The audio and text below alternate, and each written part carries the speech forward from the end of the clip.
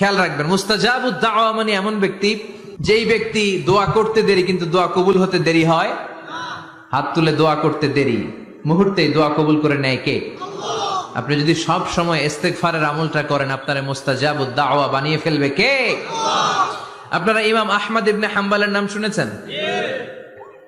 আমাদের ইসলামে 4টা মাযহাবের প্র্যাকটিস আছে, অনুশীলন। হানাফি, শাফিঈ, মালিকি। 4 নাম্বারটা কথা কন।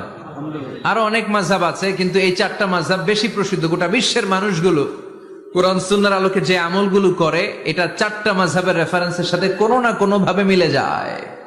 এটার প্রথমটা হচ্ছে হানাফি, দ্বিতীয়টা শাফিঈ, তৃতীয়টা 4 নাম্বারটা সবাই বলেন কি নাম? হাম্বলি। ইমাম আহমদ ইবনে হাম্বল এই মাযহাবের ধারক, বাহক, প্রতিষ্ঠাতা। তিনি ছিলেন জগৎ বিখ্যাত মুহাদ্দিস, জগৎ বিখ্যাত।